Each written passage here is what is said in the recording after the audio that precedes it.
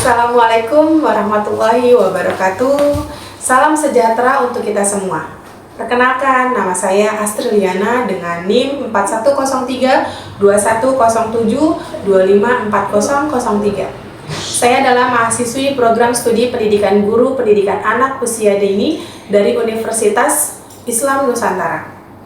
Pada kesempatan ini saya akan menyampaikan tugas podcast untuk memenuhi mata kuliah literasi ICT dan media pembelajaran PAUD yang diampu oleh Ibu Fadilah Goir MPD. Melalui podcast ini saya akan membahas tema stunting pada anak usia dini.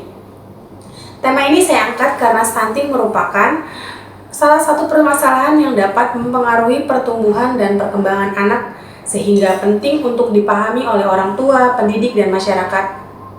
Selain itu, podcast ini juga akan mengulas pentingnya literasi ICT sebagai media dalam menyampaikan informasi dan edukasi mengenai pencegahan stunting pada anak usia dini.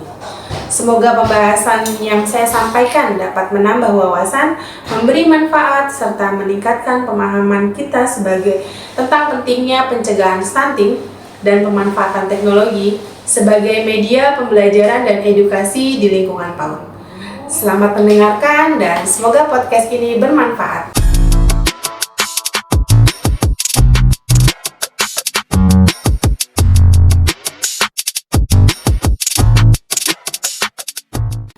Hai, selamat datang di podcast kami. Pada kesempatan ini kita akan membahas topik yang sangat penting, yaitu stunting pada anak. Bersama saya telah hadir narasumber yang akan membantu kita memahami apa itu stunting. Ya. Hai Ibu, apa kabar hari ini? Alhamdulillah baik Bu Astri. Oke, senang sekali bisa berbagi informasi mengenai stunting hari ini ya Ibu. Ya. Semoga diskusi ini bermanfaat bagi para orang tua dan masyarakat. Amin. Amin. Pertanyaan pertama, apa sebenarnya yang dimaksud dengan stunting Bu? Stunting adalah kondisi ketika pertumbuhan tinggi badan anak lebih rendah dibandingkan standar usianya akibat kekurangan gizi yang berlangsung dalam waktu lama, terutama sejak masa kehamilan hingga anak berusia 2 tahun. Stunting tidak hanya mempengaruhi tinggi badan, tetapi juga perkembangan otak, kemampuan belajar, dan kesehatan anak di masa depan. Oke. Selanjutnya Bu, mengapa stunting menjadi masalah yang perlu mendapat perhatian khususnya? Karena dampaknya sangat luas. Anak yang mengalami stunting beresiko memiliki kemampuan belajar yang kurang optimal, lebih mudah sakit, dan saat dewasa beresiko mengalami penyakit kronis. Selain itu, stunting juga dapat mempengaruhi kualitas sumber daya manusia di masa depan. Selanjutnya Bu, ini ada pertanyaan nih. Apa penyebab utama stunting Bu Askia? Penyebab stunting itu ada beragam, antara lain kurangnya asupan gizi sejak masa kehamilan, bayi tidak mendapatkan ASI eksklusif, pemberian makanan, pendampingan ASI yang kurang tepat, infeksi yang berulang, sanitasi yang buruk, serta kurangnya pengetahuan orang tua mengenai pola asuh dan gizi anak. Oke, untuk penyebab stunting berarti cukup banyak ya Ibu? Iya, banyak. Terus bagaimana orang tua dapat mengenali tanda-tanda stunting Bu? Tanda-tanda yang paling mudah adalah tinggi badan anak lebih rendah dibandingkan anak seusianya. Namun, untuk memastikan kondisi tersebut, anak perlu dipantau pertumbuhannya secara rutin di posyandu atau fasilitas kesehatan menggunakan grafik pertumbuhan, contohnya kayak Puskesmas dan rumah sakit tentunya ya Bu. Oke, lanjut cek Bu. Tinggi badannya.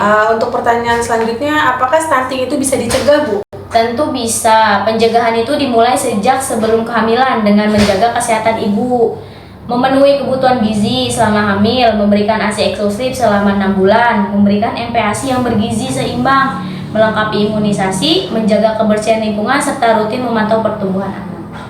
Oke, selanjutnya nih Bu, ada seberapa penting sih peran orang tua dalam mencegah stunting? Peran orang tua sangat besar. Orang tua bertanggung jawab menyediakan makanan bergizi, menjaga kebersihan lingkungan, mengajak anak memeriksa kesehatan secara rutin, serta memberikan stimulasi yang baik agar tumbuh kembang anak berjalan optimal. Bagaimana peran guru PAUD atau TK dalam pencegahan stunting Bu?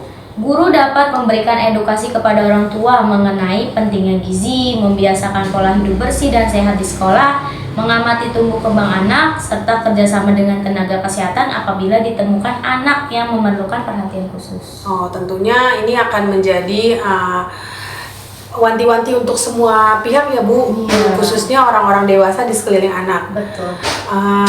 Oh ya Bu, masih banyak mitos yang beredar. Apakah benar anak bertubuh pendek pasti mengalami stunting? Belum tentu. Ada anak yang bertubuh pendek karena faktor keturunan. Oleh karena itu, diagnosis stunting harus dilakukan melalui pengukuran tinggi badan yang tadi sebelumnya sudah saya bilang. Seusia pengukuran tinggi badan sesuai usianya menggunakan standar pertumbuhan yang berlaku, bukan hanya melihat penampilan fisik saja. Terakhir nih Bu, apa pesan yang ingin disampaikan kepada orang tua, khususnya untuk anak-anak, untuk orang tua yang sekarang-sekarang ini masih mempunyai anak di bawah umur atau di usia dini? Pesannya itu yang mau saya sampaikan kepada orang tua tentang stunting ini, mari kita cegah stunting bersama, penuhi kebutuhan gizi anak, lakukan pemeriksaan kesehatan secara rutin, berikan kasih sayang dan stimulasi yang cukup kepada anak, serta jangan ragu berkonsultasi dengan tenaga kesehatan jika ada kekhawatiran mengenai tumbuh kembang anak. Anak yang sehat hari ini adalah investasi bangsa di masa depan. Oke, wah terima kasih banyak ya Bu atas semua penjelasannya di hari ini. Semoga informasi hari ini dapat menambah wawasan kita semua. Tentunya untuk para orang tua di zaman yang sekarang. Iya.